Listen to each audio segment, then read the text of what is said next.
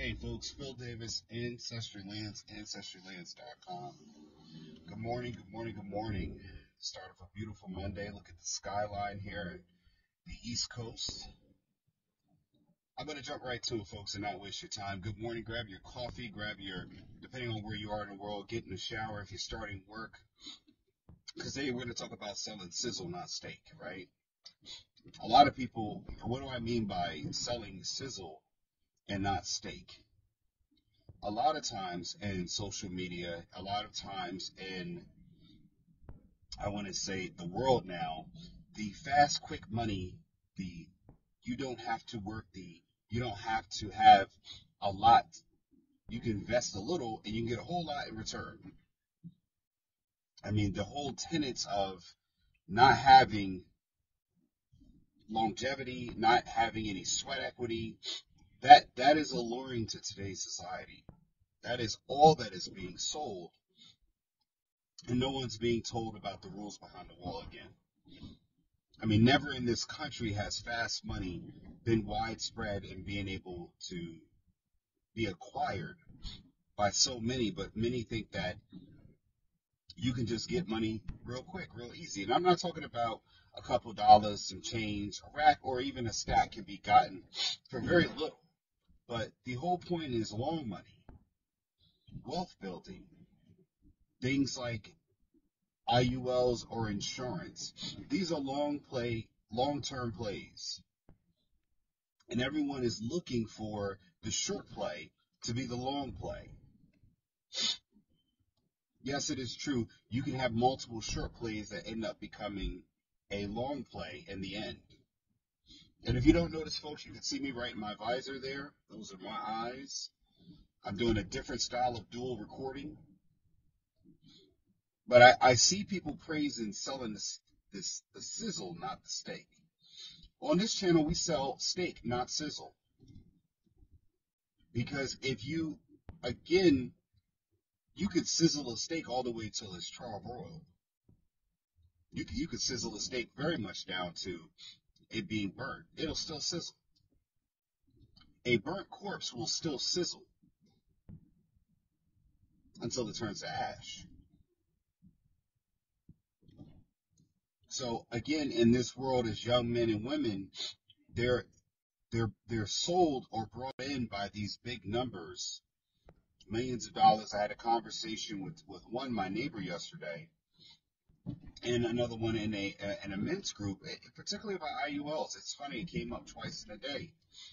And as you all know, I'm a licensed insurance producer. I'm non-captive, meaning that I do not have to work for one company's products. I can sell multiple companies' products, so I'm not limited. I can access Nationwide, I can access Transamerica, Fidelity, Prudential, and a host of others can.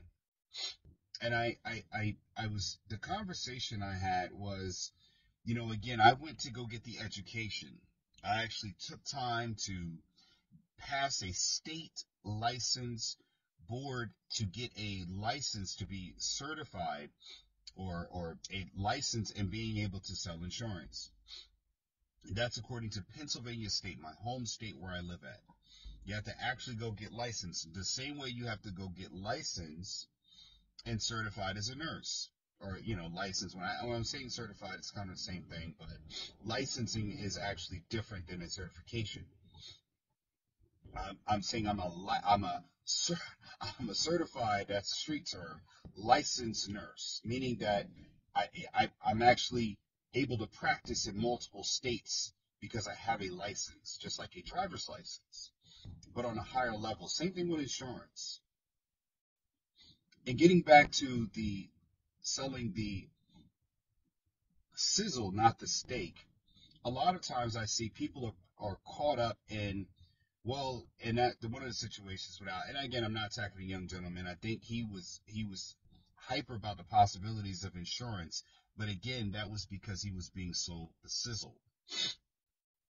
And he says, "Oh, I've got an IUL. You can withdraw on it by the time I'm 65, investing $100 a month." Here's the key part: $100 a month. Now, and some people may not notice about insurance is that In order to stay licensed, you continuously have to sell insurance, or your license will be inactive because you're not actively selling insurance. You just have the license. And you have to do continuous education. There are new policies, new federal regulations that you have to understand. And the reason why you say, well, Phil, you're a land guy. Aren't you doing well in land? Yes, I am. Aren't you doing well in business? Yes, I am.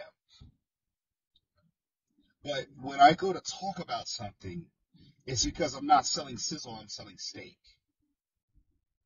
When I went to go talk about land ownership, I didn't become a middleman and became a realtor because I couldn't talk about land ownership because I didn't own land. And again, there's a difference in someone who owns land and someone who owns and sells land. There's a difference between a person who has insurance and a person who has and sells insurance. A big difference. I have IULs for my kids. I have insurance for my wife and myself. And again, talking to this young man, he's still trying to tell me, oh, well, it's IUL. And so I only got to put in $100 a month. I said, that sounds like a term insurance, not an IUL. It sounds very much like a term insurance because you're putting in $100 a month and that's $1,200 a year. How are you going to be $50 million in the good by the time you're 65? And the thing about it was that, he was so excited telling me, oh, it's a different product. It's an IUL. I'm like, young man, I sell insurance. I just sold an IUL like last month. I talk with people. You get an illustration, or you should get an illustration of what your numbers will look like. And there's no way that math is mathing. What his math is, the end result, the outcome. Again, the outcome, man. People want the outcome. They want millions of dollars. They want wealth. They want all of these things. But when you get down to the nitty gritty of it, they have not studied how to manage wealth, how to grow wealth, how to build wealth, how to maintain wealth, how to scale wealth.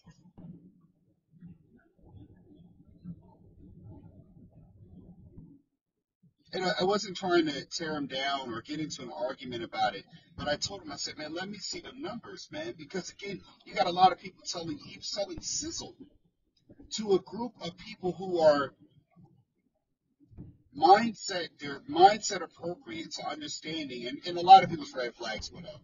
I was not the only one that I just stepped up to challenge it because what you get is a lot of times is that you get people like this young man, and that's why I wanted to stop him because a lot of times you get young. Look at this guy right here. What in the freak? You're gonna get in front of me now doing what 40? Flow of traffic's going at least 70 right now, and I'm doing 55 for legal purposes. So I'm doing just 55 here. So, and I'm talking to him, and it's like, yo, you don't understand. It's a product. I'm like, are you licensed? Or because if you're speaking from the point of a producer, an insurance producer, yeah, okay, good. If you're a licensed agent, yeah, okay, good. Then go ahead and promote because obviously you can tell us about this product, but you're telling me it's a new product, and IUL is not a new product. An IUL, which is a Index Universal Life Insurance Fund, or that's a version of whole life insurance, but it's index, meaning that you're investing in many of the indexes that are in the stock market, multiple indexes, and indexes are pretty much like an entire sector. And that's what that is. I mean, and it's a very layman's term. I'm being very short in it because I'm not trying to go down and give you all, stock investing tips and all of that stuff. I'm not a stock market aficionado. I don't have financial knowledge, and again, what I'm saying, I do have financial knowledge, but I'm not trying to give financial advice in the sense of this is where you should invest your money. And this channel is not for that. What we're doing is giving you investment options. Because what you need is the ability to have diversity in your portfolio, but that diversity is going to come from multiple things and or multiple areas, multiple sectors within real estate, stocks, cryptocurrency, life insurance. But again, when I told this young man again, and this is something that you all have to be aware of, he's selling, even other people say, I know this lady, she was able to borrow from hers and become her own bank. Yes, that is all true. But the part you're missing out on, she ain't doing it for $100 a month. There ain't no way you're investing $100 a month and your return is going to be millions unless you are investing in a penny stock that shoots up. You're investing in a penny stock that is, you have a million or your thousands of shares that go from 1 penny all the way up to, you need growth exponential like nothing other. You do. It can't be done on $100 a month at 10-15% in the market. No way. Not on $100 a month.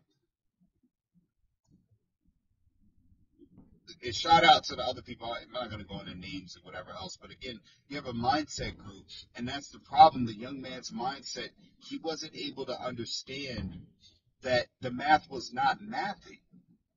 He was sold on sizzle and had not yet understood the steak. He could smell, but he didn't know what he was smelling. He just thought it was steak. Because the sizzle is the thing that gets the aroma, the allure. You want to know what is that, and then you find out that someone's selling you something that it ain't what it is. And again, what happens is people, it doesn't work out like they were sold, not told, sold on, and then they'll go and trash what the product is. You know, I sell vacant land, but I tell you what you can do with the land. You can build on the land. You have access to utilities. But again, then people start going, well, how much does it connect it? I'm not the utility company. I can't tell you their prices or quote what it would cost because there are things that go into developing a land. A lot of people, again, they want outcome. They don't want process. Buying land is a first step if you're going to build on the land. You got to get an architect to come out. You got to get an engineer to grade the land. You got to get utility companies involved. It seems like a daunting task. It is when you have to do it yourself. That's why you go and talk to an architect, an engineer, or a construction company because they have the knowledge on how to do those things. You outsource those components. And a lot of people get burned because they don't understand how the steak is sizzled because they went straight to sizzle. I saw an IG video, this young lady telling me, man, that you're doing too much talking, you do too much explaining, and you need to sell sizzle, not steak. Well, again, culturally, that people love that. You know, culturally, in my culture, people love the short explanation, the reels version of life. And again, maybe it's set up that way because the people who want to get the short version, they tend to miss the details, and they're not the ones running the show. And when you're a player of a team, yeah, you make millions of dollars, yeah, you could be super wealthy, but the person that is franchising, merchandising, making deals, they have more power because they are the owner of the team. They're the reason why you're getting paid. So a lot of times, yeah, a lot of people are good on sizzle because that money's going to dry up. It doesn't always turn into long-term success and outcomes, which is one of the reasons why you do hear about a lot of professional players and a lot of people who end up becoming rich and or wealthy, losing it all. And Ancestry Lands is for generational success. We're talking about creating generational wealth. And as you can see, it started off with land. Then we talked about mindset because, again, the mindset is super important. In my men's group, the administrator of the men's group and mindset group, because, again, you got to hang around lions if you want to be lions. You're not going to hang around bums and learn how to stock invest. You're not. You got to hang around the people who are in the trade or can bring a different level of expertise to a wide variety of subjects because, like Andrew Carnegie said, you can't be the only expert in the room. So I surround myself with people from different fields. I bring them into this broadcast, this platform, to give you knowledge that's far beyond even myself. And also, too, so I can become more knowledgeable. Because sometimes the best value is having a wider network and being resourceful than a person who has resources. Because resources are finite, a person being resourceful is infinite. Let me repeat that again because I just came up with that off the top of my head. Is that a person who has resources is finite, meaning that if you have 100 pieces of gold, 100 pieces of bread, after you start consuming it, you will have less. It is a limited quantity. It is 100. You have $1,000,000, but $1,000,000 is finite because once you spend $1, you no longer have 1,000,000.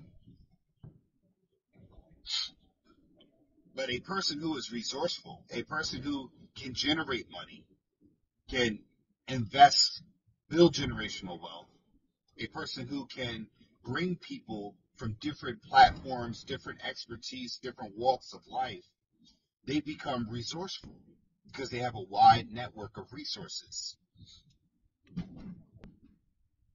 And they're not going to run out. They're only limited to their resourcefulness.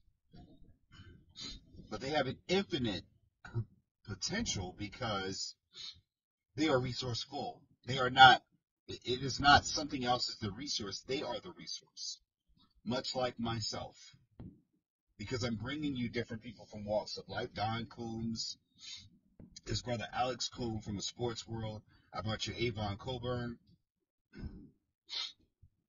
ex-NFL athlete, does mortgages in the financial realm.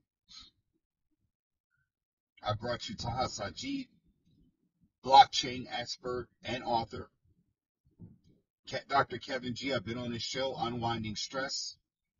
I met the owner of the RVN Network. Shout out to you, David. We talked about a show. I'm still on the fence about it. But these opportunities come because I'm resourceful. And thank you for JB, number 36, Liberty Da Vinci Champs 99, for setting that all up, man. Appreciate you, for sure. And again, the whole point is you don't sell sizzle, you sell steak. Because you know what? A person that is wealthy, the people with real money, they want to hear steak, not sizzle. And I say this because, if you look at Shark Tank, you got a short amount of time and they're selling steak still. Because again, they're going to go and analyze those numbers. You can tell me all you want about how good your product is. You can tell me this, and that. How do them numbers look? You tell me about your business and you want investment. You want money and real capital.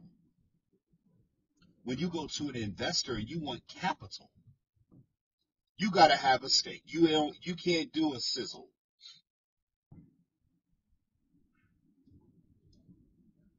When you go to want to invest, you want to get investment money, and you start having more than one comma in the mix, people want steak. They don't want sizzle. Sizzles for a 1-minute clip, but that's not long money. That's not big money. That's not money that's going to make sure that your children have a different level of socioeconomic status and upward mobility generated by you. That's not the same. You have to forgive me. It's springtime, first day of spring, and my allergies are very, very much all over the place.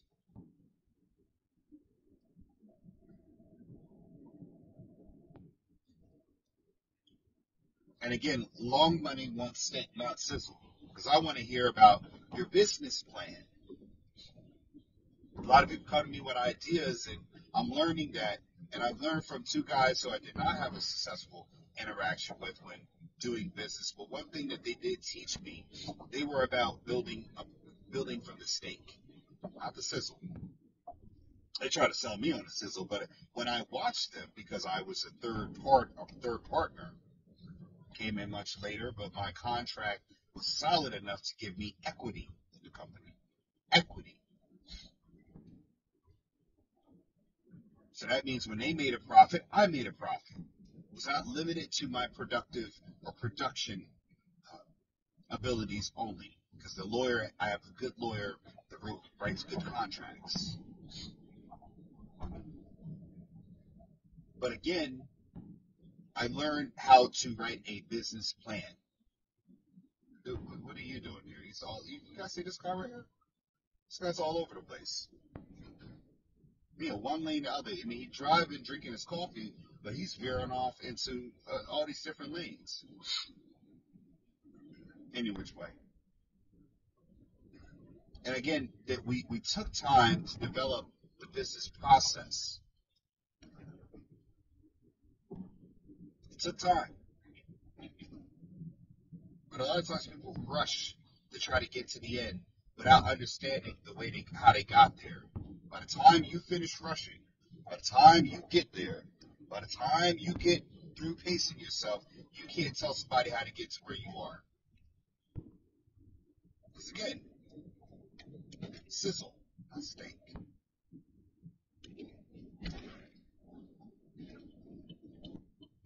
If you're getting over, I'm getting over. Good stuff, buddy.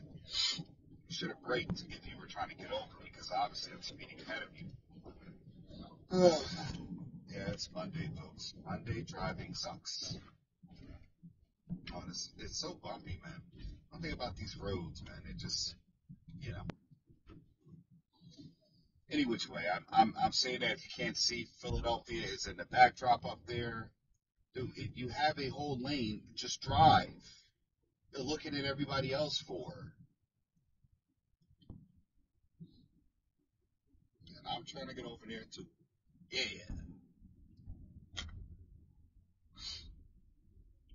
So again, that's the thing I've noticed, man. If you notice people who have long money, man, they're looking for the the steak, not the sizzle.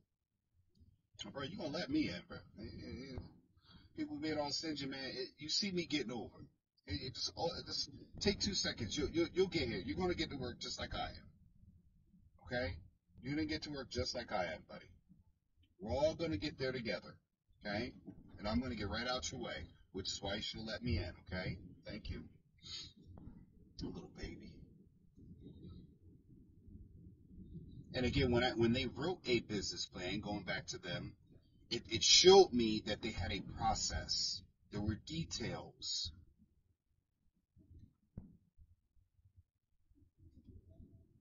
A guy once asked me, he said, what do you think you should do in order? Should you have emergency fund, 3 to 6 months, invest and start a business from scratch, invest in 10K in crypto, or put 20% down on a house? And I told him that having 3 to 6 months of emergencies fund is the first thing you should do. And people disagreed, and they can. And the reason why I said that is, first of all, having an emergency fund is a form of mental discipline. Because if you have to have a business, starting a business from scratch is a day in, day out work. You're going to work harder than you do at a 9 to 5. And honestly, most people quit when it comes to that. 95% of businesses fail within their first 5 years. First 5. I think it's even more than that, like the first year. To make 5 years, your statistics start going, it gets worse the longer you go. Because not too many businesses last more than a few years. Like, I want to say 10 years, you're talking about that original 100% that started in that year. You're down to like maybe 20% of those businesses are still around after like 10 years, 15 years, 20 years. So again, they're not even generational businesses. And the reason why you need that 3 to 6 months is because look at today's culture, man, most of the people are spending themselves into generational debt. Forget generational wealth. Because again, the fast money comes easy.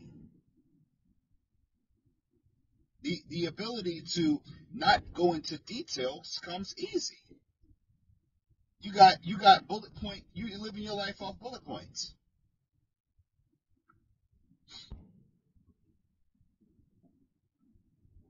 And when you're in your 20s, and I've mentored 20-year-olds and been like, man, we came up with a plan, and what did they do? They got some girl pregnant. They went off, they stopped following the plan. They went and bought this. And like I said, buying Jordans, I've had this issue with my father. My father's a little older school. You save everything. Forget Jordans. You just abstain completely.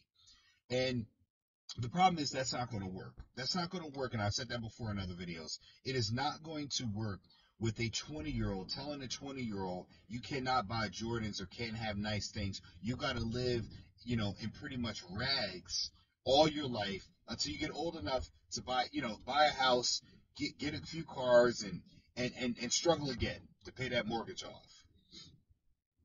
That you're going to get more people who walk away from that because again, no one wants a life of constant suffering. So you got a lot for those wants and needs, and teach them to control the temperament, to try to, hey, you got to regulate your wants and needs. You got to control your spending. So you set a budget, you set a limit, and you don't go outside of it. You continuously stack and build. You pay off these debts over time. Add more monthly payment. Don't take a whole lump of cash and dump it out and clear a bill. Because you could invest that and make more on interest. And if you do it right, your interest can pay off your debt. So you end up ahead. But again, these concepts to a 20-year-old are hard when you've got, the hormones going. You're never going to convince them to save 3 to 6 months unless you challenge them and you work with them. So starting a business from scratch, they don't have the mindset to start a business that way. Very few do. It's not every 20-year-old starting a business out there that's going to be successful. And hell, I don't see many 20-year-olds out there starting businesses. You got to talk to young people. And that's the problem. We get into these bubbles, these universes, where we're talking to much older men. And again, one of these guys, he was from Italy. I'm not going to give his name. But, he said, hey, man, you're one health issue away from a crisis where you're going to need money saved up to get you through. Because most people do not have long-term investments. Even if they do, how much do they have invested that they can pull from to cover their current income for 3 to 6 months? You don't. So starting a business requires capital. And it requires reinvestment, which means you will not have access to that money until the business starts producing a profit. Or else you're borrowing on debt because there's no way you're going to get the money. Even if you get capital, you raise capital, you still got to pay people back.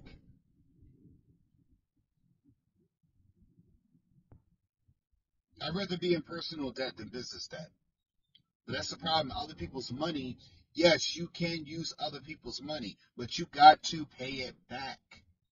You're not going to be able to use it and just get away with it. Hell, the PPP loans, they're getting people, still rounding people up for that. So there's no such thing as free money in the sense of you're going to get it and you don't have any responsibilities. And now we see that's tightening up.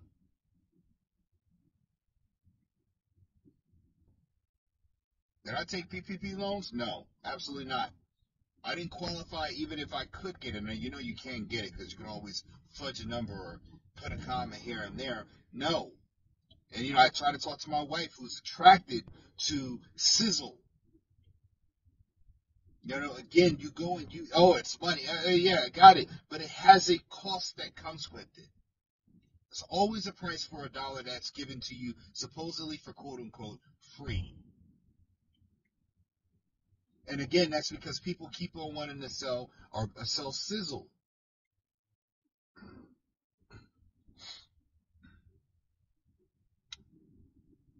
Yeah, the government gave you the money. They told you you could take it. You can file whatever you want. The government's not going to check until after you get it. Because if they did it on the front end, they wouldn't be invading your privacy as a business, as a citizen. But once you take the money, well, now they got reason to come into your house and check your books. Idiots. Now they're going to see if you qualify for that, what you submitted on, because you're allowing them by taking the loan. When you take the money, you accept the help, but you also accept them. Go on, bud. Come on. Get in. You accept them actually coming into your house and looking at your books, which is why we file our taxes. It allows the government to analyze our household income. The same way when you take a loan. When you take a mortgage, the government goes and looks at all your books, all your finances. You're supposed to report all income, not some. So again, folks, understand that this world is being operated on by steak, not by sizzle. And the sooner you get that and understand that, this world is built upon steak is the game that they're playing. You start going along with the sizzle, you're playing the first set of rules, not the real rules. Remember I told you about those two sets of walls, right? Those two sets of walls. One where it has the rules that everybody's going to follow, right? These are the basic rules and guidelines. And then certain people are playing a different set of rules behind that. And I think there's probably even another tier behind that one.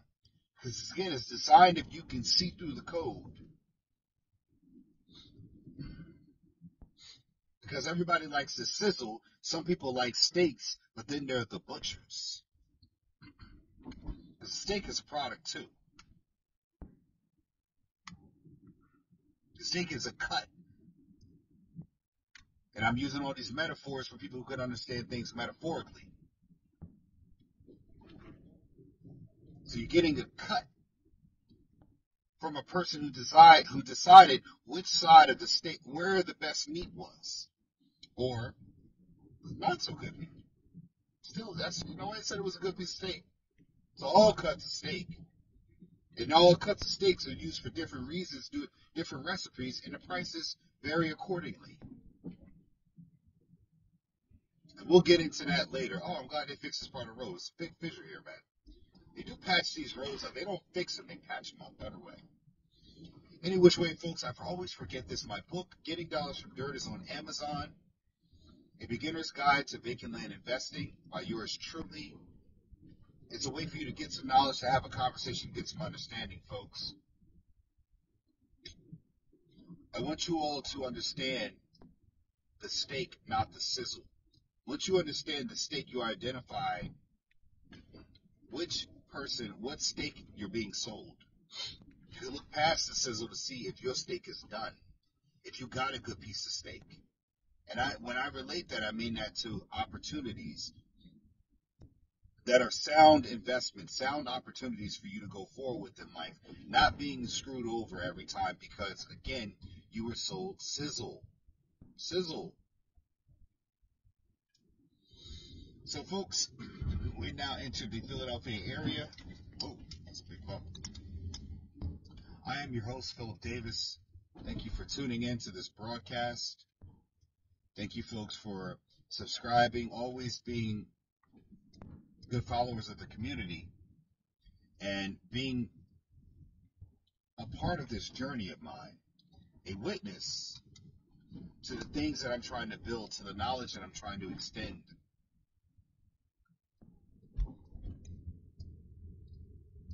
Make sure you like, share, and subscribe. Comment below your thoughts on this video. Have you been sold steak, or have you been sold sizzle? But sizzle my nizzle. Any which way, that's all I got for today, folks. Any which way, I hope you have been educated, enlightened, and least of all, entertained. I am your host, Philip Davis. Remember, folks, you either own property or you'll be owned as property. Phil Davis, and I'm out. Peace.